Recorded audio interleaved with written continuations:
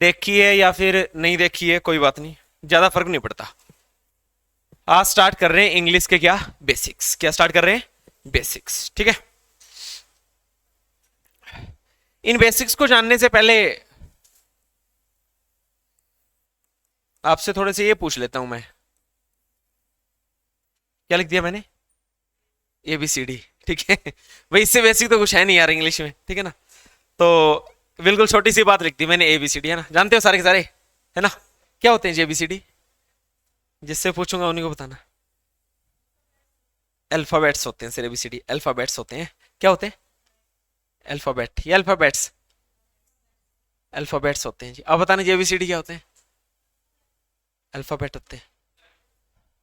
तो सारे जानते ही हो, फिर तो मुझे टॉपिक बंद ही करना पड़ेगा, बेसिक्स ऑफ इंग्लिश तो है। भाई मैंने पूछा ABCD क्या होते हैं, आप जानते हो। हाँ जी, क्या होते हैं, लेटर होते हैं या अल्फाबेट्स होते हैं, लेटर होते हैं।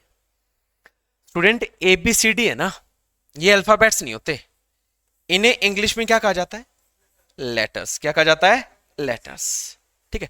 ABCD लेटर्स होते हैं। और ये जो लेटर्स है ना इंग्लिश में, ये 26 हैं। कितने हैं, 26।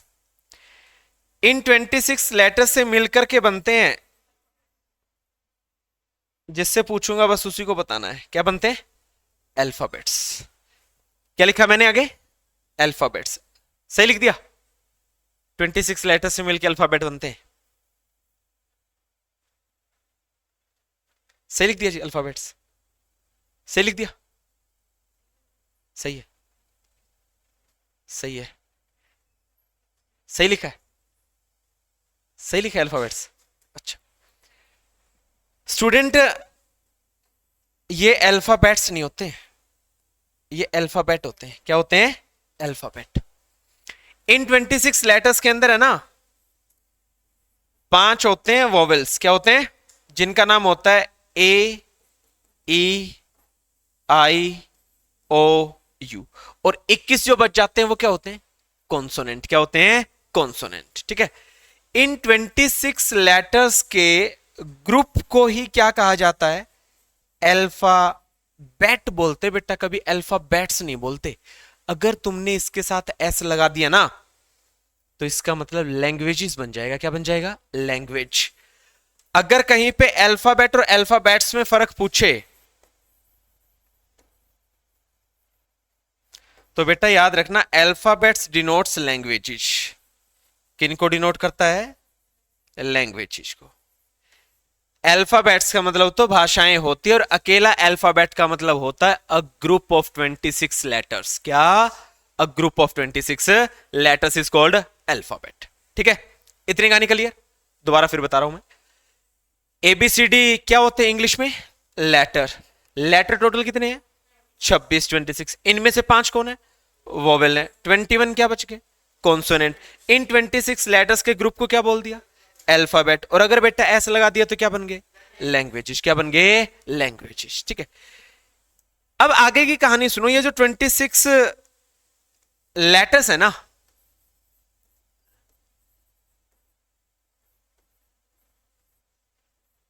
इनसे मिलकर के बनता है बेटा इंग्लिश में वर्ड्स। क्या बनते हैं, वर्ड्स, ठीक है। अच्छा तुम बता भाई, वर्ड्स क्या चीज होती है,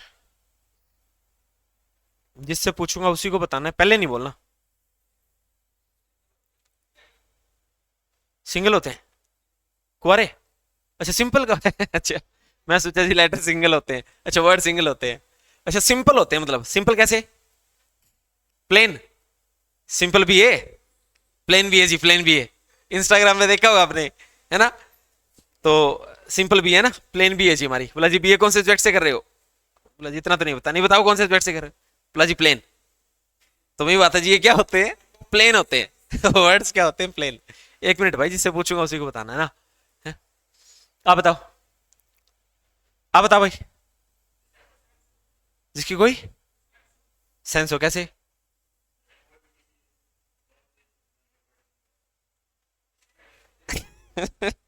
भाई मैंने गोली देने लग रहा तू, है गोली दे तुमने, हाँ जी। कई सारे लेटर्स को मिला के वर्ड्स बनता है। तो मान लो मैं कह दूं, एक वर्ड लिख दिया मैंने, जैसे लेटर्स हो गए सी, एक वर्ड लिख दिया एफ, सी और एफ। सी एफ एक वर्ड है जी, जिससे पूछो उसे बताना। सी एफ एक वर्ड है, सी एफ एक वर्ड है जो क्या दे मीनिंग। असल में स्टूडेंट वर्ड है ना, ग्रुप ऑफ लेटर से मिलता, बन के मिलता जरूर है, लेकिन वो उसके कोई सेंस है, उसका कोई मीनिंग होना चाहिए। जैसे मान दो मैं एक वर्ड बोल दूं कैट, ठीक है सर जी, ठीक है। एक वर्ड में बोल दूं गॉड, भगवान, ठीक है। एक वर्ड में बोल दूं टेम्पल, ठीक है। एक वर्ड में बोल दूं ऑनेस्ट, ठीक है, समझ रहे हो? इसका मतलब सर आपने एफ सी या सी एफ लिखा, सर इसकी तो कोई सेंस ही नहीं है। कैट का मतलब होता है बिल्ली, इस गॉड का मतलब भगवान, टेम्पल का मतलब मंदिर, ऑनेस्ट का मतलब ईमानदार। अब सर ऑनेस्ट के अंदर ये जो 6 वर्ड लिखे गए हैं ना, ठीक है, ये सॉरी 6 लेटर लिखे गए, इन 6 लेटर से मिलके क्या बन गया एक वर्ड। और बेटा वर्ड होता है एक मीनिंगफुल स्ट्रक्चर। क्या होता है वर्ड? एक मीनिंगफुल स्ट्रक्चर।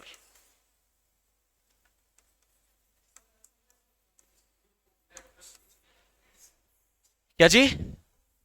हाँ वही कह रहा हूं कि जो ग्रुप ऑफ लेटर्स होते हैं उनसे जो चीज बनती है ना, वो वर्ड्स तभी कहलाता है जब वो क्या देगा, एक मीनिंगफुल सेंस देगा। इसके अंदर बेटा लेटर तो 3 है ना, ठीक है। अगर मैं इसे बोल देता टीएसी, अगर कैट को मैं टीएसी बोल देता तो बेटा टीएसी का इंग्लिश में कोई मीनिंग ही नहीं है, ठीक है। टीसीए लिख देता, कोई मीनिंग है नहीं है, लेकिन बेटा किसका मीनिंग है? कैट का। किसका मीनिंग है? कैट का, ठीक है। मैं कह दूं ओडीजी, ठीक है, तो बेटा कोई मीनिंग नहीं है। गॉड का क्या अपना मीनिंग है, ठीक है। तो ये जो वर्ड्स मैंने यहां पे लिखे हैं ये अपने आप में क्या है, लेटर्स का एक ग्रुप है। लेटर्स का क्या है? एक ग्रुप है, ठीक है। तो एक ग्रुप बनना लेटर्स का, लेकिन वो कैसा ग्रुप बने? मीनिंगफुल हो वो, तभी क्या कहलाएगा? वो वर्ड कहलाएगा, ठीक है ना। किसकी शॉर्ट फॉर्म को हम एब्रीविएशन कहते हैं वैसे, ठीक है। मैं कह दूं वो फुल स्टॉप लगा के थोड़ा थोड़ा लगा के लिखा जाएगा ना, WHO, ठीक है। एग्जाम्पल को लिख देते हैं E.G, ठीक है। तो ये तो शॉर्ट फॉर्म, वो अलग चीज है, ठीक है ना। लेकिन वो भी तो शॉर्ट फॉर्म तभी बनी होगी जब पहले नेचुरल या फिर मैं कह दूं ओरिजिनल फॉर्म में वर्ड आया होगा। पहले किसी ने वर्ल्ड हेल्थ ऑर्गेनाइजेशन बोला होगा, फिर किसी ने WHO कहा होगा, या पहले WHO आया और फिर वर्ल्ड हेल्थ ऑर्गेनाइजेशन आया, ऐसा तो नहीं हुआ है ना। पहले इंडिया लिखा गया और फिर जब क्रिकेट मैच चलते हैं उस टाइम IND लिखा जाने लगा, है ना। ऑस्ट्रेलिया को AUS लिखा जाने लगा, ठीक है। वो अलग अलग पैमाने हैं, जैसा जैसा फील्ड आता है वैसे वैसे लोग इनकी शॉर्ट फॉर्म्स बना लेते हैं, ठीक है ना। चलिए मैं कह दूं कईयों ने बना रखी है KD, कुलबीर दनोदा, तो भाई ये KD उसने अपनी शॉर्ट फॉर्म बना ली, ठीक है, ठीक है। KD कैंपस हो गया, ठीक है। तो तुमने भी तो कई शॉर्ट फॉर्म बना रखी है इंस्टा पे, फेसबुक पे, समझ ही नहीं आता तुम्हारा, है ना। तो बेटा वो सारी शॉर्ट फॉर्म चलती है। चलिए आगे बढ़ते हैं। तो अभी तक की कहानी क्या निकली जी? हमने हमने क्या स्टार्ट किया आज? बेसिक्स। इनमें सबसे पहले क्या पढ़ा? ABCD, जिनका क्या नाम होता है? ऐसे नहीं बोलना, इससे और भी कम आवाज आ सकती है आपकी, मेरे कानों में तकलीफ हो रही है भाई, थोड़े कम बोलो आप, ठीक है। क्या स्टार्ट किए आज? बेसिक्स। अच्छे से बोलो, बेसिक्स स्टार्ट किए। इनमें क्या पढ़ा? ABCD। क्या कहलाते हैं ये? कितने होते हैं टोटल? इनमें से 5 कौन होते हैं? वोवेल्स। कौन होते हैं? वोवेल्स। वो कौन कौन से हैं? बाकी कितने बच गए? 21। वो क्या कहलाते हैं? कॉन्सोनेंट। ये क्या कहलाते हैं? वोवेल। इन 26 लेटर्स के ग्रुप को क्या कहा जाता है? अल्फाबेट। अगर अल्फाबेट के आगे एस लगा दियो तो क्या बनता है? लैंग्वेजेस, ठीक है जी।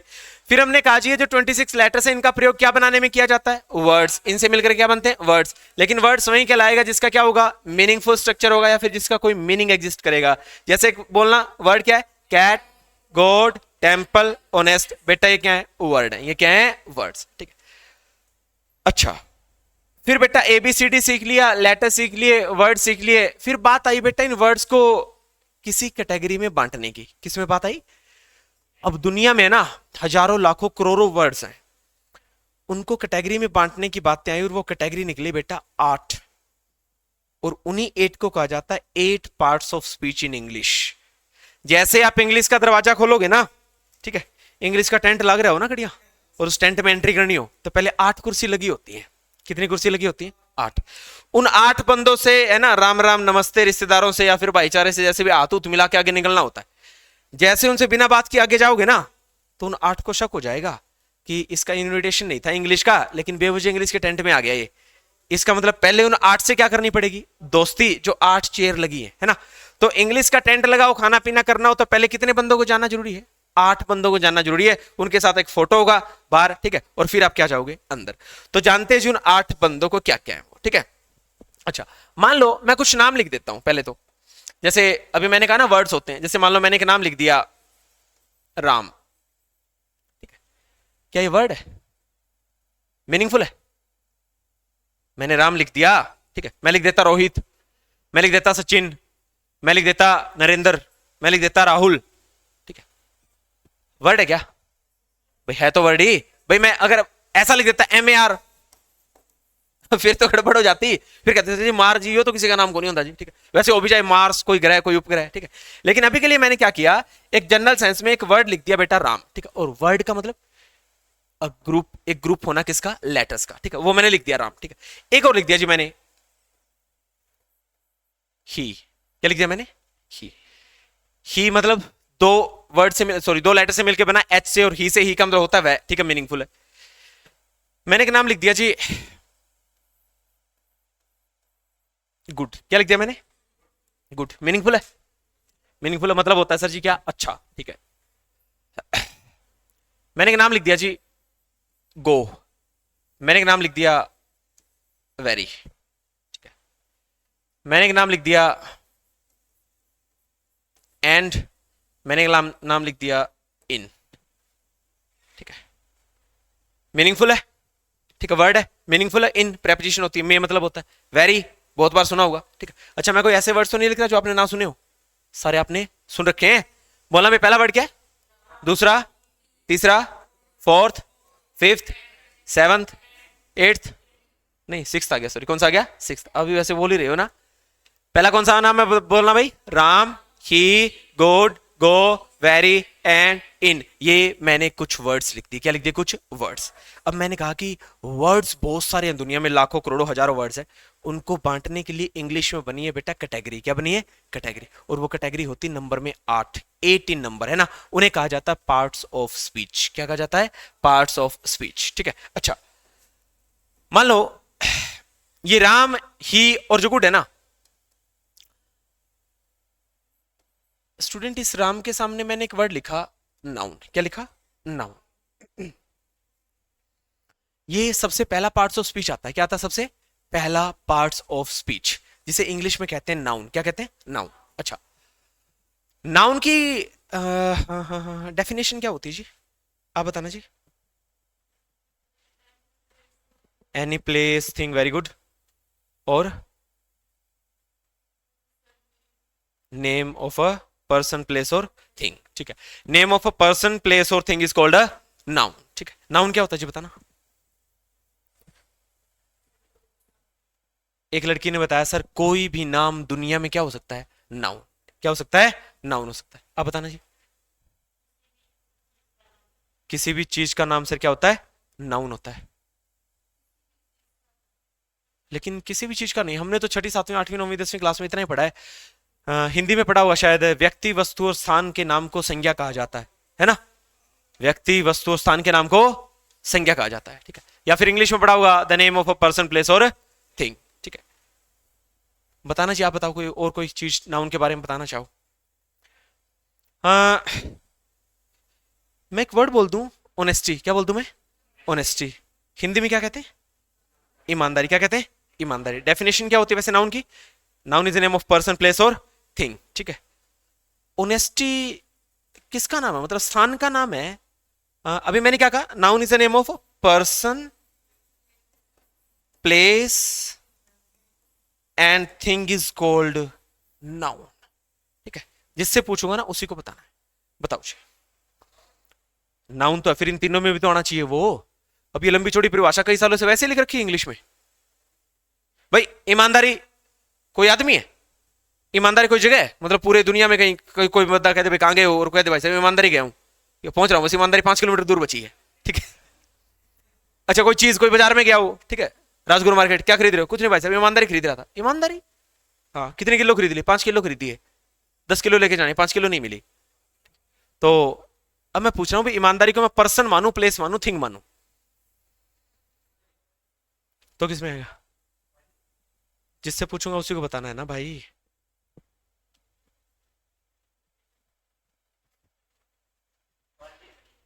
क्वालिटी ईमानदारी। मैंने तो फिर क्वालिटी ईमानदारी को तो फिर तो एडजेक्टिव बताते हैं, क्वालिटी को तो नाउन तो बताते ही नहीं।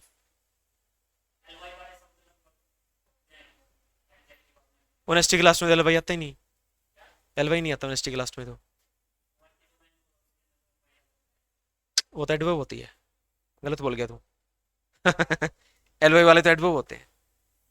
बता भाई, ईमानदारी जिसको मैंने बोला वो नाउन है, ठीक है, तो वो नाउन है तो मैं उसको पर्सन मानू, प्लेस मानू, थिंग मानू, बस इतना बता दे मेरे को। नाउन नहीं है सर, ये भी चलो सही निकला, इसने कह दिया सर जी नाउन ही नहीं है ये, ठीक है, क्योंकि सर ये इन तीनों में आता नहीं तो नाउन नहीं है। आप बताओ जी।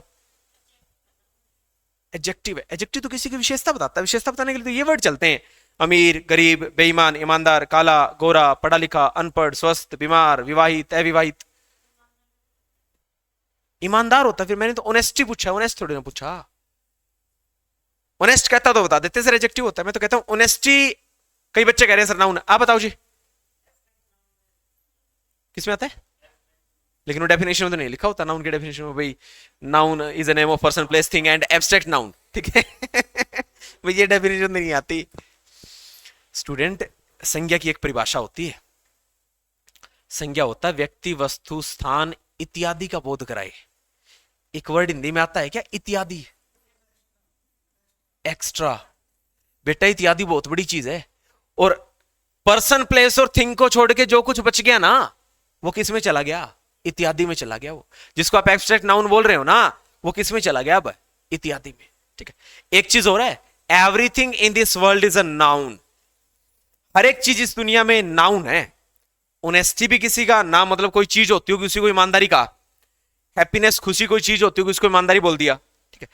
वो अलग बात है सर, कुछ नाउन्स को हम, ठीक है, मैं कह दूं कंक्रीट होती हैं, कुछ एब्स्ट्रैक्ट होती हैं, वो आगे चलकर एक कैटेगरी में डिवाइड करेंगे, लेकिन अभी के लिए बात ये थी, जिसको मैं ऑनेस्टी बोल रहा हूं वो नाउन होती है, लेकिन सर ऑनेस्टी ना पर्सन को बताती, ना प्लेस को बताती, ना थिंग को बताती, किसको बताती है, वो इत्यादि को। इसलिए उसकी परिभाषा में लिखा जाता है संज्ञा किसी व्यक्ति, वस्तु, स्थान इत्यादि के नाम को क्या कहते हैं, संज्ञा कहते हैं, ठीक है। तो याद रखना इस डेफिनेशन के अंदर जो इत्यादि नाम है उसका बहुत बड़ा मीनिंग है, उसी में आगे चल करके बनेंगी सारी की सारी नाउन। चलिए, ये तो बेसिक डेफिनेशन थी जो किताबों में छपती है। तो राम किसी का नाम है, नाउन बोल दिया। स्टूडेंट, ही को इंग्लिश में बोला जाता है प्रोनाउन। क्या बोला जाता है, प्रोनाउन, ठीक है। अब नाउन तो आता है सर किसी का नाम बताने के लिए, कुछ भी, ठीक है। जैसे ये रहा, नाम क्या है, मार्कर, ठीक है। मैंने कह दो भाई क्या पहन रखी है, शर्ट, ठीक है। ये क्या है जी, वायर, ठीक है। ये क्या है जी, माइक। ये क्या है, कैमरा। ये क्या है, एसी। ये क्या लगा हुआ है, बोर्ड। ये क्या चल रहा है, फैन, ठीक है। आप किन पे बैठे हो, बेंचेस। ये क्या है जी, बैग, ठीक है। ये क्या है जी, वॉच। इसका मतलब सर दुनिया में हर एक चीज का क्या है, नाम है। बाजार से कितनी चीजें खरीद लो, सारी नाउन है। हर वो चीज जिसकी इमेज दिमाग में बना सकते हो वो चीज नाउन है। हर वो चीज जिसे छू सकते हो, देख सकते हो, टच कर सकते हो, वो चीज क्या है, नाउन है। हर वो चीज जिसे महसूस कर सकते हो वो भी क्या है, नाउन है। इसका मतलब सर हर एक चीज दुनिया में क्या निकली, नाउन, ठीक है। जो जिंदा है वो भी नाउन, मुर्दा है वो भी नाउन, जो दिखते हैं वो भी नाउन, जो नहीं दिखते वो भी नाउन, जो नरक में वो भी नाउन, जो स्वर्ग में बैठे हैं वो भी नाउन, जो हरियाणा में वो भी नाउन, और जो विदेशों में वो भी नाउन। कहानी समझे, ठीक है। तो जो ससुराल में वो भी नाउन, और जो मायके हैं वो भी नाउन है, ठीक है। तो याद रखना भाई, जो दादी के बैठे हैं, नानी के बैठे हैं, वो भी सारे के सारे क्या है, नाउन है। तो बेटा याद रखना, नाउन हर एक चीज दुनिया में नाउन है। अब बात आ गई जी प्रोनाउन। प्रोनाउन की एक ही शर्त थी इंग्लिश में, इसने कहा जी मैं तो नाउन की रिपीटेशन को रोकने के लिए आऊंगा। किसकी रिपीटेशन को, नाउन की रिपीटेशन को रोकने के लिए शब्द कौन सा बना, प्रोनाउन, जिसे सर्वनाम कहते हैं। राम की रिपीटेशन रोकने के लिए कौन सा नाम लिख दिया, ही। कौन सा लिख दिया, ही, ठीक है। जैसे मान लो मैं कह दूं, मैं मेरा नाम बार बार बोलूं संदीप सारण, संदीप सारण, संदीप सारण, मैं मेरे नाम के स्थान पे क्या यूज कर सकता हूं, आई ना, आई, मेरे लिए आई, ठीक है।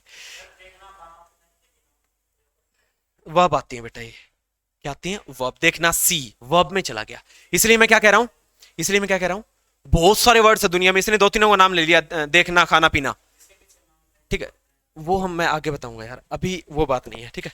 अभी मैं जो पढ़ा रहा हूं, अगर मैं अभी मैं उसमें प्रोनाउन में जोड़ना शुरू कर दूं, तेरी बात है कि ऐसा वर्ड जिसके हिंदी बोलो उसके लास्ट में ना आता, तो फिर इनको क्या सिखाऊंगा। तूने तो पहले क्लास लगा ली, तो होशियार है यार, तू तो होशियार है भाई, तो इनको भी सीखने दे थोड़ा सा, है ना।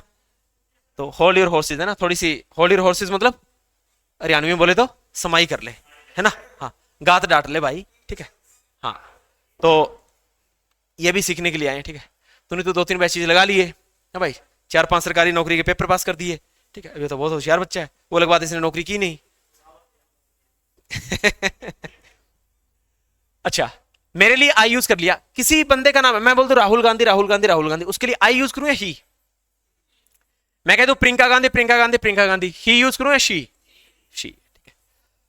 हम स्कूल टाइम में एक काव का ऐसे पढ़ते थे, गाय का प्रस्ताव पढ़ते थे, उसकी पहले लाइन होती थी cow is a useful animal, गाय एक उपयोगी पशु है।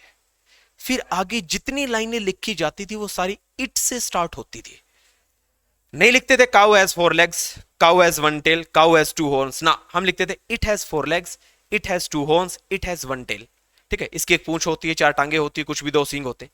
हम क्या यूज कर रहे थे बार बार? It it it it it. इसलिए स्टोरी में, पैसेज में, कंप्रीहेंशन में किसी बंदे का नाम सबसे पहले लिखा जाए, फिर उसके बारे में 7-8 लाइन और बताई जाए, तो बेटा हर बार क्या यूज होता है? प्रोनाउन यूज होता है। अगर बार बार आपने कोई नाम राम से लिखना शुरू कर दिया और 10 की 10 लाइन में राम लिख दिया, तो प्रोनाउन जाएगा सुप्रीम कोर्ट और एक अर्जी डालेगा कि मुझे इंग्लिश लैंग्वेज से बाहर कर दो, क्योंकि राम 10 बार लिखा गया है पैसेज में और उसके स्थान पे ही नहीं लिखा गया। इसका मतलब इंग्लिश में प्रोनाउन का एक ही यूज है, नाउन की रिपीटेशन को रोकना, इसलिए क्या आता है? प्रोनाउन, ठीक है। जैसे मान लो तुम्हारा कोई नाम हो, लेकिन तुम्हारा नाम मैं जानता नहीं, काफी सारे बच्चों का, मैं कह दूं यू तुम बताओ तुम बताओ तुम बताओ तुम बताओ, मैं तुम कह रहा हूं यू, हालांकि तुम्हारा कोई नाम है, लेकिन तुम्हारे नाम के स्थान पे क्या यूज कर रहा हूं? यू। बेटा वो यू प्रोनाउन है, वो यू क्या है? प्रोनाउन, ठीक है। मैंने कहा वे दिल्ली पहुंच लिए, मान लो 6 बंदे बस में सवार है, मैं किसी को फोन करके कहूं राहुल मोहन सोहन फलाना टिमका, छठे तक का नाम आगे, फिर कह दूं दिल्ली पहुंच लिए वो, इससे अच्छा बेटा मैं क्या बोल दूं? वे दिल्ली पहुंच गए हैं, वे दिल्ली पहुंच गए, वे बोले तो दे, ठीक है। मैंने कहा हम इशारा लिए भाई, किसी को मैंने नाम तो नहीं बताया, हम बोले तो वी, क्या वी, ठीक है। तो ये जो वर्ड्स है ना, आई ही सी यू वी दे, एक मैंने काऊ के लिए क्या इस्तेमाल किया? इट, ठीक है। और भी है, एक वर्ड होता वन, एक वर्ड होता हु, ठीक है ना, तो इनको भी हम किसके तौर पे इस्तेमाल करते हैं? प्रोनाउन के तौर पे इस्तेमाल करते हैं। लेकिन अभी आज हमें बेसिक जानने हैं, प्रोनाउन नहीं पढ़ना है अभी, क्या नहीं पढ़ना है? प्रोनाउन। अभी के लिए जानकारी इतनी है कि सर राम क्या निकला? नाउन। दूसरी कैटेगरी क्या निकली? प्रोनाउन। और मैंने क्या कहा? दुनिया के अंदर लैंग्वेज, इंग्लिश लैंग्वेज में जितने वर्ड्स बने हैं वो 8 कैटेगरी में क्या है? डिवाइड है। कितने कैटेगरी में डिवाइड है? 8 कैटेगरी में। एक कैटेगरी क्या है? दूसरी कैटेगरी क्या है? तीसरा है जी वर्ड लिखा गया गुड, ठीक है। ये है जी नाउन प्रोनाउन के बारे में, राम के और ही के बारे में एक्स्ट्रा इंफॉर्मेशन बताने वाला वर्ड, और जिसका नाम है बेटा एडजेक्टिव। क्या नाम है? एडजेक्टिव, ठीक है। इसे एडजेक्टिव मत बोलना, इसमें डी बेटा साइलेंट रहता है। क्या रहता है? D silent. एडजेक्टिव कहा जाता है। क्या कहा जाता है? एडजेक्टिव। हिंदी में कहते हैं विशेषण। क्या कहते हैं? विशेषण। क्या काम आते हैं ये? किसकी बताएंगे विशेषता? नाउन या प्रोनाउन की, ठीक है। अभी कहा ना मैंने, कोई अच्छा है, बुरा है, बेईमान है, ईमानदार है, काला गोरा, अमीर गरीब, वो सारे वर्ड्स क्या होते हैं? एडजेक्टिव होते हैं। ये किसके बारे में आएंगे? किसी चीज के बारे में, और चीज बोले तो नाउन, और नाउन का दूसरा नाम क्या निकला? प्रोनाउन, ठीक है। तो दोबारा फिर बताना भाई, पहली कैटेगरी वर्ड्स की क्या निकली, दूसरी क्या निकली, तीसरी क्या निकली? एडजेक्टिव। अच्छा, इन तीनों को है ना, इन तीनों को रहने के लिए एक ही कर दे दिया, ठीक है, एक ही फैमिली बना दी इनकी। क्या बना दी इनकी? एक ही फैमिली, ठीक है। इन्होंने कहा जी हम तीनों तो एक साथ रहेंगे। ये बोला जी तू इनके साथ कैसे आएगा? बोला मेरा नाम है एडजेक्टिव और मैं नाउन प्रोनाउन की हमेशा विशेषता बताऊंगा, तो मेरे को इन वाले रूम में ही है ना एडजस्ट कर दो, हम तीनों एक रूम में रह जाएंगे जी, ठीक है। पीजी का एक कमरा मिल गया इन तीनों को, ठीक है। किसको? नाउन को, प्रोनाउन को, एडजेक्टिव को, ठीक है। नाउन प्रोनाउन ने अपने साथ किसको मिला लिया? एडजेक्टिव को। इन्होंने कहा ठीक है भाई, तू हमारे लिए अच्छा बुरा कुछ बताएगा, अच्छा है तो भी, बुरा है तो भी, ठीक है, हमारे बारे में कुछ एक्सप्लेन करेगा, तेरे को हम रख लेते हैं, ठीक है, अभी रख लिया। अगला नाम क्या आया? क्या है बेटा? गो। गो बोले तो वर्ब। क्या आया? वर्ब, ठीक है। ये कैटेगरी में डिवाइड कर रहे हैं, पहली कैटेगरी नाउन, दूसरी प्रोनाउन, तीसरी एडजेक्टिव, फोर्थ क्या आ गई? वर्ब, ठीक है। पांचवी लिख दी मैंने एडवर्ब। क्या लिख दी मैंने? एडवर्ब, ठीक है। इन दोनों का अलग रूम बन गया, अलग फैमिली बना दी इन दोनों की, ठीक है। फैमिली नंबर 2, और ये जी फैमिली नंबर 1, ठीक है। ये क्या गया? Family number 2। दोबारा फिर बताना भाई, पहली कैटेगरी, दूसरी, तीसरा, फोर्थ, पांचवा एडवर्ब। कितने पढ़ने में टोटल? 8। 8 पार्ट्स ऑफ स्पीच पढ़ने हैं, उनमें से भी कितने पढ़े? 5 पढ़े, ठीक है। अब है ना, ये फैमिली नंबर 1, ये फैमिली नंबर 2, इनका नाम रख दिया मैंने लड़के वाले। क्या रख दिया? इनका नाम रख दिया मैंने लड़की वाले। क्या रख दिया? लड़की वाले, ठीक है। अब साथ में कॉलेज आते थे, पढ़ते थे। अच्छा, वो दोस्ती रिश्तेदारी में बदलना चाहते थे। कौन? ये लड़के वाले, और ये कौन थे? लड़के वाले, ठीक है। गो कौन है यहाँ पे? ना, लड़की नहीं है, वर्ब है। ठीक है, मुझे पता था, पक्का बोलोगे तुम लड़की है, ठीक है। अच्छा, वेरी कौन है? एडवर्ब है। अच्छा, इनके बारे में एक्स्ट्रा इंफॉर्मेशन कौन बताता? अच्छा, एक चीज हो रहा है, एडजेक्टिव का मतलब समझे, इनमें एक वर्ड आ रहा है एडी। एडी, इस एडी का मतलब है बेटा एडिशनल। क्या मतलब है? एडिशनल, ठीक है। मैं क्या लिख दूं? ही इज अ पॉलिटिशियन, ठीक है, वह एक राजनेता है। और मैं कह दूं he is a good politician, वह एक अच्छा राजनेता है। अगर मैं गुड को वहां से हटा दूं ना, तो ही इज अ पॉलिटिशियन गलत नहीं होगा भाई। ही इज अ पॉलिटिशियन भी तो सही सेंटेंस है, वह राजनेता है। और मैं कह दूं he is a good politician, वह एक अच्छा राजनेता है, तो गुड लगाने या गुड हटाने से ही इज अ पॉलिटिशियन वाली लाइन गलत नहीं हो रही। इसका मतलब जो गुड वर्ड है ना, वो एक एडजेक्टिव, और एडजेक्टिव बोले तो एडी। एडी का मतलब होता है एक्स्ट्रा इंफॉर्मेशन देने वाला, किसके बारे में? नाउन या प्रोनाउन। अगर ये एक्स्ट्रा इंफॉर्मेशन ना देना, तो नाउन या प्रोनाउन बनी रहेगी सेंटेंस में। ऐसा नहीं कि एडजेक्टिव नहीं आया तो सेंटेंस ही गलत होता है। इसलिए बेटा इन्हें एक्स्ट्रा वर्ड्स कहा जाता है। क्या कहा जाता है? Extra word. याद रखना, एडजेक्टिव एक्स्ट्रा वर्ड होते हैं, उन्हें सेंटेंस में नाउन के साथ लगा दो तो थोड़ी सी और चीज बढ़िया हो जाती है, ना लगाओ तो ऐसा नहीं कि सेंटेंस गलत हो जाता है। ही इज अ स्टूडेंट और he is a good student, good हटाने से एक सेंटेंस बन जाएगा ही इज अ स्टूडेंट, ठीक है। तो क्या देते हैं भाई एडजेक्टिव? कैसी इंफॉर्मेशन देते हैं? एक्स्ट्रा इंफॉर्मेशन देते हैं, ठीक है। तो लड़के वालों के बारे में एक्स्ट्रा इंफॉर्मेशन कौन दे रहा है? एडजेक्टिव। लड़की वाले, जो गो लड़की है बेटा, जो वर्ब बनी हुई, इसके बारे में एक्स्ट्रा इंफॉर्मेशन कौन दे रहा है? एडवर्ब। कौन दे रहा है? एडवर्ब, है ना। अब ऐसा संयोग हुआ कि ये दोस्ती किसमें बदलनी थी? रिश्तेदारी में, ठीक है। अब लड़के वालों की बातें चल रही है, लेकिन इसको शादी में बदलना है। किसमें बदलना है? शादी में, ठीक है। इन्होंने प्लान बनाया कि भाग लें, लव मैरिज करवा लें, कोर्ट मैरिज करवा लेंगे, ठीक है। आपकी दिल्ली नौकरी लग जाएगी, मेरी भी दिल्ली नौकरी लग जाएगी, ठीक है। सपने देख लेंगे, ठीक है। फिर इनकी बात बनी नहीं। फिर एक ने कहा जी ऐसे तो बात नहीं बनेगी, नौकरी लगेंगे नहीं लगेंगे पता नहीं, बिचौलिया आदमी चाहिए। कौन चाहिएगा? बिचौलिया। वो बिचौलिया क्या करवाएगा? इनका रिश्ता करवाएगा, इनकी क्या करवाएगा? शादी। बेटा उन बिचौलियों को इंग्लिश में बोल दिया कनेक्टर्स। क्या बोल दिया? कनेक्टर्स। और ये 2 बिचौलिए पकड़ लिए।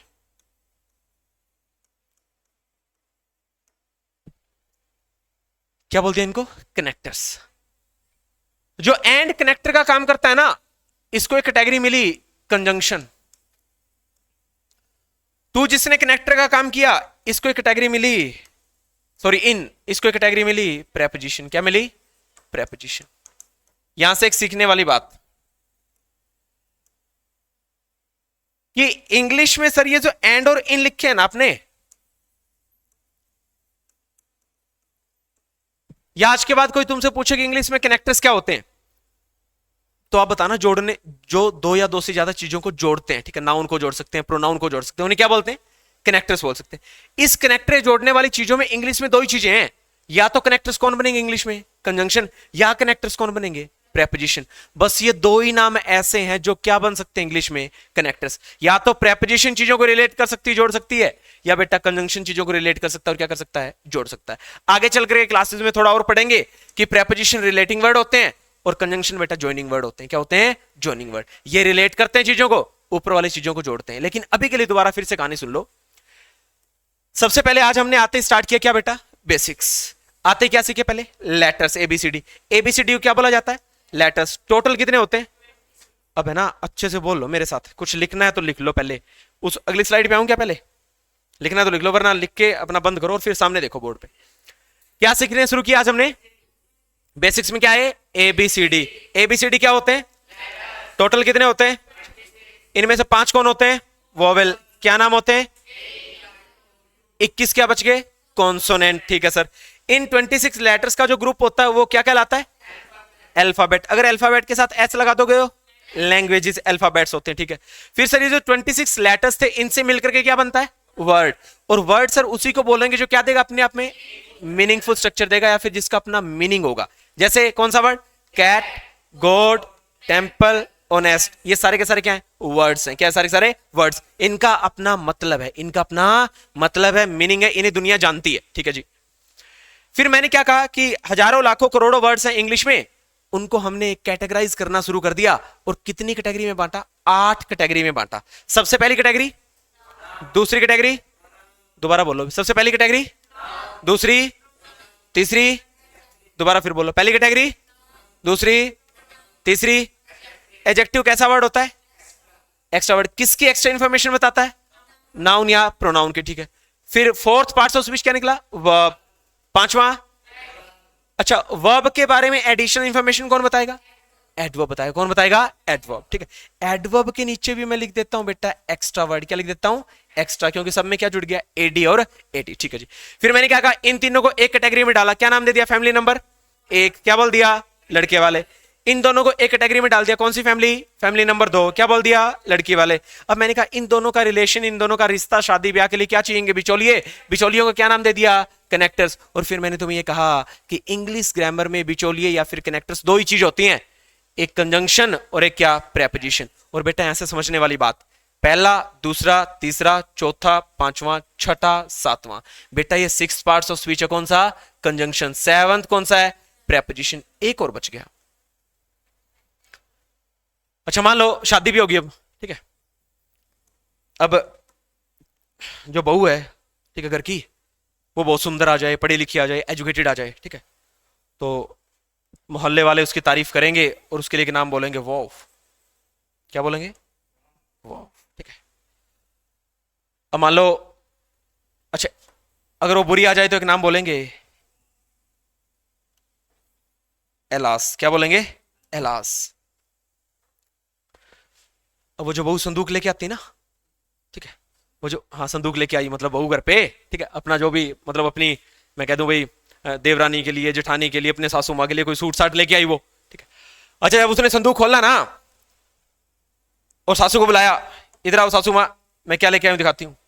संदूक खोला तो बेटा उसमें सूट थे 2.5 लाख के। बहू सूट लेके आई थी 2.5 लाख के। सासू माँ के मुंह से क्या निकला? वो। फिर बहू बोली, सासू माँ जी एक बार रुक जाओ, दूसरा संदूक भी दिखाऊंगी। और बेटा उस दूसरे संदूक में बेरा क्या थी? बंदूक। क्या थी? बंदूक। ठीक है। सासू माँ बोली, मारेगी तू? हाय मारेगी बहू। अच्छा, उसके मुंह से निकल गया, हाय बहू मारेगी, बंदूक लेके आई है। क्या लेके आई है? बंदूक।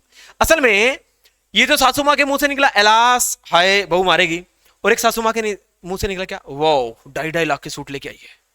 वो निकला तो हुई तारीफ, एलास निकला तो हुआ बेटा दुख। तारीफ, दुख, सुख दुख को बताने के लिए बेटा इंसान के पास कुछ होते हैं इमोशंस, जिन्हें वो एक्सप्रेस करता है, और उन इमोशंस को, उन एक्सप्रेशंस को एक पार्ट्स ऑफ स्पीच में डाला गया जिसका नाम है इंटरजेक्शन। क्या नाम है? इंटरजेक्शन। इसका मतलब सर आप हमें 8वां पार्ट्स ऑफ स्पीच बता रहे हो, ये दोनों के दोनों वर्ड्स जाएंगे एक 8वें पार्ट्स ऑफ स्पीच में जिसका नाम है बेटा इंटरजेक्शन। क्या नाम है जिसका? इंटरजेक्शन। INTERJECTION। और कोई पूछ ले सर ये इंटरजेक्शन इंग्लिश में क्या काम करेगा, तो बेटा बता देना, ये बताता है इमोशंस और फीलिंग्स। किसको एक्सप्रेस करता है? इमोशंस और फीलिंग्स को एक्सप्रेस करता है सर। इमोशंस और फीलिंग्स को क्या करता है? एक्सप्रेस करता है। ठीक है। असल में एक नाम ये भी जुड़ जाता है बेटा इनके साथ, सडन फीलिंग और इमोशंस। क्या जुड़ जाता है? सडन फीलिंग्स और इमोशंस। जैसे वो हो गया, एलास हो गया, वाह हो गया, ओ हो गया, है ना, इस टाइप के वर्ड्स होते हैं।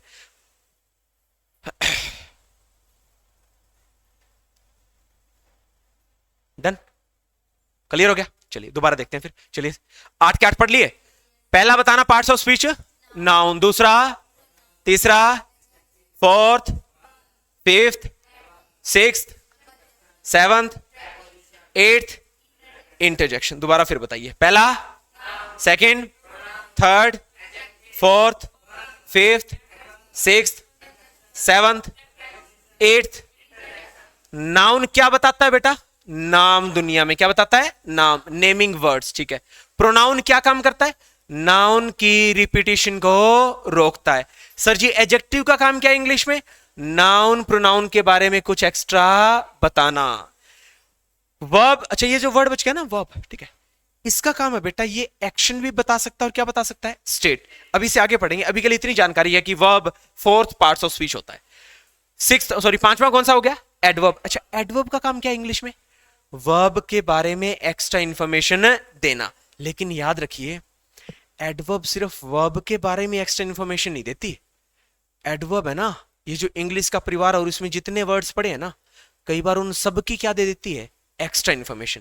एडवर्ब के पास फुल राइट है वैसे इंग्लिश में, ठीक है, पूरा इसका अधिकार है। ये जब चाहे किसी की विशेषता बता सकती है, वर्ब की भी, सब्जेक्ट की भी, ऑब्जेक्ट की भी, पूरे सेंटेंस की भी, ठीक है।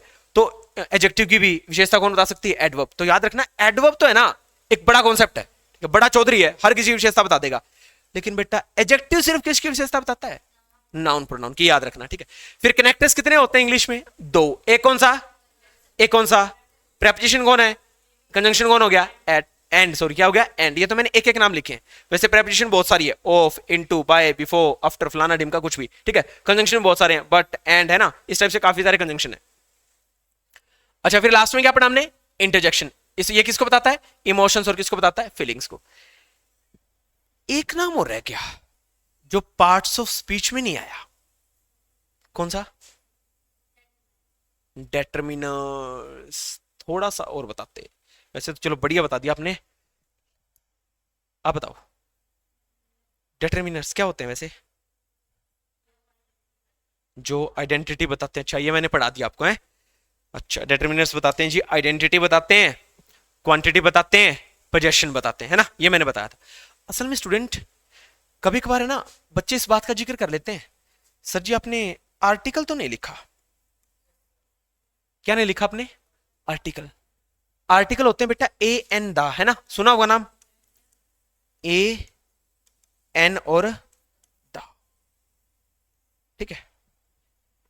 तो सर इनका जिक्र क्यों नहीं आया किसमें, पार्ट्स ऑफ स्पीच में। There are 8 parts of speech in English grammar. English grammar में 8 पार्ट्स ऑफ स्पीच है। लेकिन स्टूडेंट कभी कभार ऑथर, राइटर्स जब इंग्लिश में 9वें पार्ट्स ऑफ स्पीच की बात करें ना, वो आ जाते हैं वैसे आर्टिकल।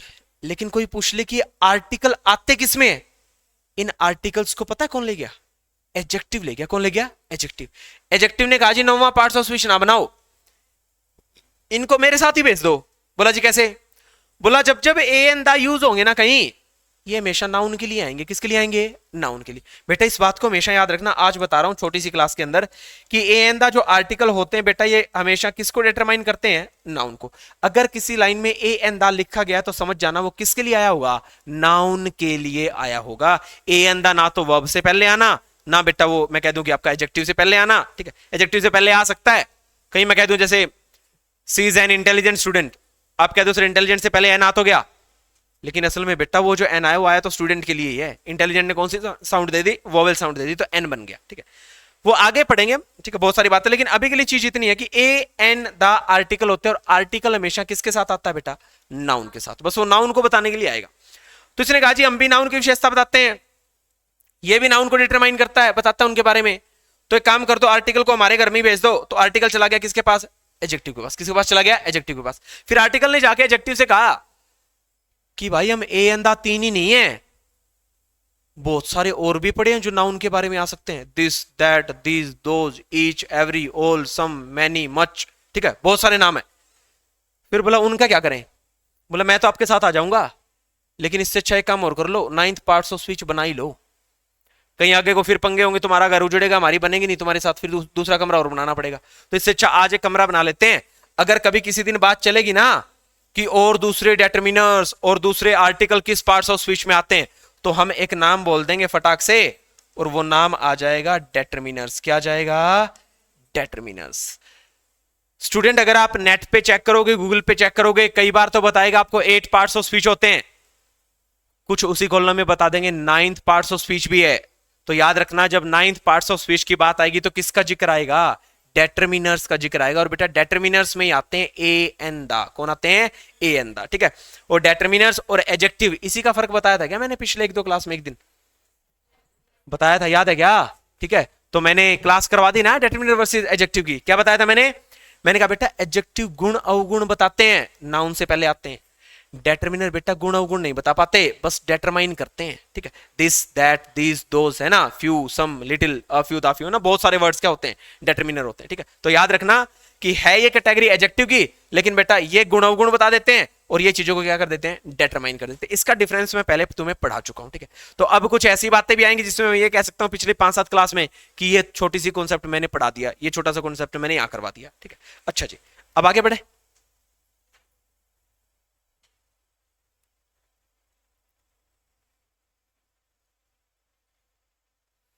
आराम से नोट कर लो, कुछ लिखना है।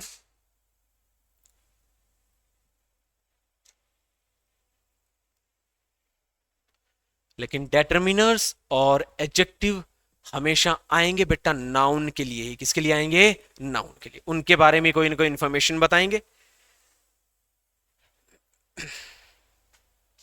ये मैं बता चुका हूं, एडजेक्टिव हटा दोगे तो सेंटेंस के मीनिंग में ज्यादा फर्क नहीं पड़ता, लेकिन बेटा डेटर्मिनर हटा दोगे तो सेंटेंस मीनिंगलेस भी हो सकता है। ये बातें मैं आपको पढ़ा चुका हूं। गुड हटा दोगे, he is a good student, तो कोई ज्यादा फर्क नहीं पड़ता।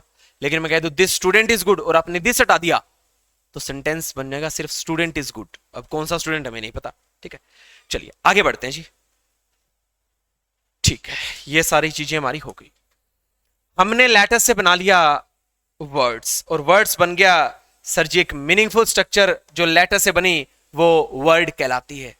अब मेरा आपसे सवाल है, जिस बच्चे से पूछूंगा उसी से, कि लेटर से मिलाकर के तो क्या बना दिया, वर्ड्स, ठीक है। अब मैं पूछ रहा हूं वह काफी सारे वर्ड्स को मिलाकर के, ठीक है, जो चीज बनेगी और वो चीज अगर मीनिंगफुल निकलेगी तो उस चीज को क्या कहते हैं, जिससे पूछूंगा उसी को। हाँ जी, क्या कहते हैं, सेंटेंस। लेटर से मिलके क्या बना, वर्ड, और वर्ड से मिलके क्या बनेगा, सेंटेंस। क्या बनेगा, सेंटेंस। इसका मतलब सर जो आपने वर्ड्स बताए थे ना, गॉड हो गया, टेम्पल हो गया, कैट हो गया, ऑनेस्ट हो गया, ठीक है, उन वर्ड से मिलकर के जो मीनिंगफुल स्ट्रक्चर बनेगी, उन वर्ड से मिलकर के जो मीनिंगफुल स्ट्रक्चर बनेगी, वो मीनिंगफुल स्ट्रक्चर ही कहलाएगी स्टूडेंट सेंटेंस। क्या कहलाएगी, सेंटेंस।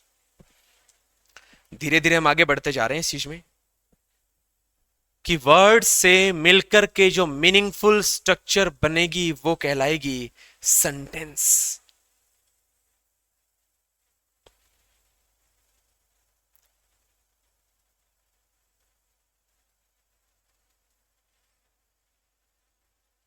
लिख लिया।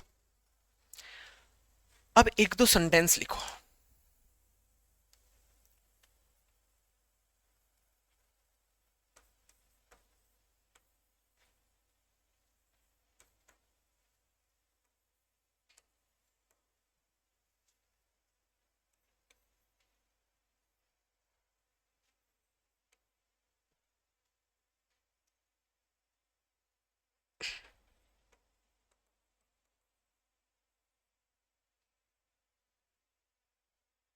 बल्कि ऐसा लिखना,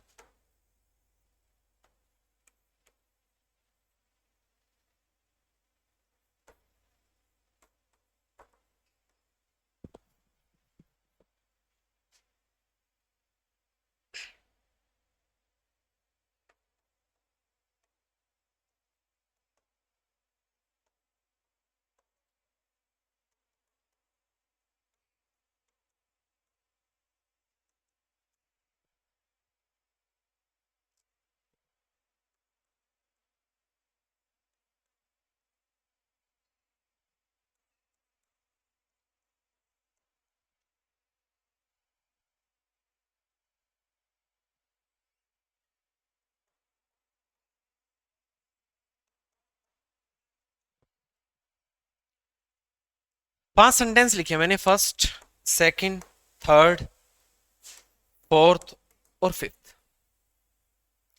फिफ्थ है ही एप्पल, फोर्थ है ही टू स्कूल, थर्ड है Delhi the capital of India, second है she driving the car, first है he honest boy.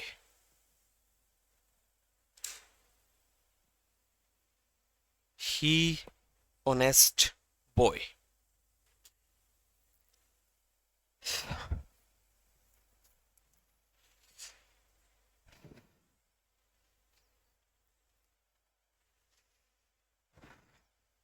Have you written? लिख लिया? अच्छा, आगे बढ़े। पहले पांचों नोट कर लो आराम से। पांचवा सेंटेंस बता क्या मीनिंग है। पूछा मैंने? पूछा तो नहीं? तेरे से पूछा भाई क्या मीनिंग है पांच? हाँ है, मीनिंग नहीं बनेगा। पांचवे का मतलब बता भाई। वह सेब। ठीक है, फोर्थ का मतलब बता।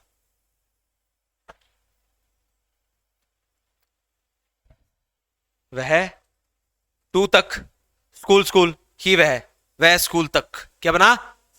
वह स्कूल तक। और वो एप्पल तक, कहां तक है? एप्पल तक। ठीक। अच्छा, अब बताओ, ही ऑनेस्ट बॉय, क्या मीनिंग है इसका? वह दयालु लड़का, वह ईमानदार लड़का। क्या? वह ईमानदार लड़का है ना। काइंड का मतलब क्या होता है? दयालु। चलो कोई नहीं। सी ड्राइविंग द कार, मीनिंग बताओ।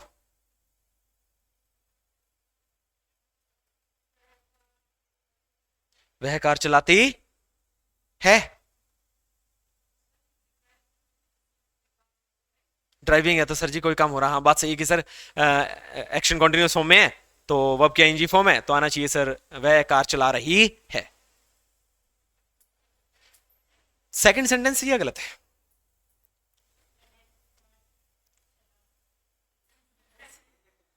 ऐसे तो कार नहीं चलवा पाओगे आप इससे, है ना। आप बताओ जी, आप बताओ मुझे, Delhi the capital of India, तीसरा सेंटेंस ये गलत है। गलत है क्या? कैसे? क्या आना चाहिए था? Delhi is the capital of India. बस सर, सिर्फ 2 मिनट। स्टूडेंट असल में है ना, एक चीज हमने बोल तो दिया कि मीनिंगफुल स्ट्रक्चर क्या कहलाती है? सेंटेंस। तो बेटा ये स्ट्रक्चर पहले मीनिंगफुल बनानी पड़ेगी। स्ट्रक्चर सही होगी तो सेंटेंस का मीनिंग क्या होगा? सही। सेंटेंस की स्ट्रक्चर मीनिंगफुल बनाने के लिए सेंटेंस के अंदर एक सबसे इंपॉर्टेंट पार्ट होता है बेटा, जिसका नाम होता है वर्ब। क्या होता है? वर्ब। अगर सेंटेंस से वर्ब ही गायब है ना तो समझ जाना वो मीनिंगफुल बनना बड़ा मुश्किल है। मैं कहीं लिख दूं आई नो और आगे लगा दूं फुल स्टॉप, या मैं कहीं लिख दूं बेटा आई यू, बल्कि नो की बजाय मैं मान लो पहले ये लिख देता आई यू, और आपसे पूछता कि इसका मीनिंग बताइए, कई कहते आई यू, मैं तुम। लेकिन बेटा इसमें वर्ब है कोई? और अगर मैं इसके बीच में एक वर्ब लगा दूं नो, आई नो यू, क्या ये मीनिंगफुल बना? मैं तुम्हें जानता हूं। तो यहां से समझने वाली बात यह है कि सर सेंटेंस का हम छठी सातवीं आठवीं क्लास में एक स्ट्रक्चर पढ़ते थे, एसवीओ। सेंटेंस में सर एक सब्जेक्ट होता है, एक वर्ब होती है और आखिर में क्या आ जाता है? एक ऑब्जेक्ट आ जाता है। वो मैं पांचवीं छठी सातवीं क्लास में बताया जाता था बेटा। Sentence means to say SVO. S stand for subject, V stand for verb और O stand for an object. क्या? ऑब्जेक्ट। लेकिन सबसे जरूरी और एसेंशियल जो होता है किसी भी सेंटेंस में क्या माना जाता है? वर्ब। अगर बेटा मैं आई यू लिखता तो सेंटेंस था मीनिंगलेस, लेकिन मीनिंगफुल बनाने के लिए मैंने बीच में क्या लगा दिया? नो आई नो यू, क्या बन गया? Meaningful. Delhi the capital of India, बेटा इसमें कोमा लगा के तो बताया जा सकता है वैसे, दिल्ली कोमा लगा के था कैपिटल ऑफ इंडिया, कोमा लगने के बाद उसके बाद में एडिशनल इंफॉर्मेशन आ जाती। लेकिन अभी कोमा लगाया नहीं तो बेटा मुझे किसकी जरूरत पड़ेगी? वर्ब की। मीनिंगफुल तब बनेगा जब लिखूंगा Delhi is the capital of India. ठीक है। इसमें ही और एप्पल लिखने से मीनिंगलेस बना हुआ है। वह सेब ना, या तो बोला जाना था वह सेब खाता है, उसने सेब खरीदा है। बेटा खाना खरीदना कुछ भी, वो सेब लेके आता है। बीच में कौन चाहिएगी? वर्ब चाहिए। कौन चाहिएगी? वर्ब। और बेटा वर्ब मान लो मैंने ईट की सेकंड फॉर्म लिख दी, A T E, ate. He ate apple, या फिर मैं बोल देता ही एट एन एप्पल, तो हिंदी बनती बेटा वह एक सेब खाता है। सही मायनों में देखा जाए तो वर्ब क्या थी? गायब थी। वर्ब क्या थी? गायब थी। बेटा ही टू स्कूल में वर्ब ही गायब है। क्या गायब है? वर्ब। अगर मैं लिख दूं ना गोज और वर्ब लगा दूं, क्या सेंटेंस मीनिंगफुल हो जाएगा? He goes to school, he ate an apple, Delhi is the capital of India, I know you, he dash honest boy. बेटा इसमें भी वर्ब ही गायब है। लिखना चाहिए था ही इज, और वैसे ऑनेस्ट आ गया तो एक आर्टिकल लगेगा an, he is an honest boy. ठीक है। या फिर मैं इसको अगर सीधा लिख देता, मान लो मैं अगर तुम्हारे सामने सिर्फ इतना लिख के छोड़ जाता, ही डैश ऑनेस्ट या ही ऑनेस्ट, क्या मीनिंगफुल होता? मीनिंगलेस। बेटा मुझे क्या चाहिए? वर्ब। क्या लिखना पड़ेगा? ही इज ऑनेस्ट, वह ईमानदार है। ठीक है। She driving the car, student main verb तो है ये रही, लेकिन यहां से एक ट्विस्ट और आ गया सर। इज एम आर के साथ, सॉरी मैं कह दूं, जब वर्ब की सर आईएनजी फॉर्म आती है ना, जब एक्शन आईएनजी फॉर्म में हो तो सर आईएनजी फॉर्म आने के पीछे एक हाथ होता है सर हेल्पिंग वर्ब का। Is am are was were के बाद में ही कौन सी फॉर्म आ सकती है? ING form. ये अभी मान लो मैं ना लिखवाता तो भी चलता, अभी मेरा बताने का पर्पस सिर्फ इतना था कि सेंटेंस में एक मीनिंगफुल चीज, जो एसेंशियल चीज मानी जाती है, जो पाइवोटल चीज मानी जाती है, वो कौन होती है? वर्ब। कौन होती है? वर्ब। इसको सही करने का तरीका था सी इज ड्राइविंग द कार। क्या था? सी इज ड्राइविंग द कार, और इज क्या बनती है? एक हेल्पिंग वर्ब बनती है। ठीक है। आज की क्लास में इतना ही पढ़ते हैं, सिर्फ 1 मिनट रिवाइज कराऊंगा फटाफट से। आज क्लास 4:30 बजे ऑफ कर रहे हैं, ठीक है ना। देखो क्या शुरू किए भाई आज? बेसिक्स। अच्छे से बोलो अब सारे। बेसिक में क्या थे सारे? एबीसीडी। एबीसीडी क्या कहलाते हैं भाई? अच्छे से नहीं बोलोगे तो बहुत बार रिवाइज करवाऊंगा, नहीं तो एक ही बार करवाऊंगा। क्या पढ़े आज? बेसिक्स में क्या है? एबीसीडी। ये क्या कहलाते हैं? कितने होते हैं टोटल? 5 क्या होते हैं इनमें? वोवेल। 21 क्या होते हैं? वोवेल क्या क्या है? आई ओ। 26 लेटर्स के ग्रुप को क्या बोलते हैं?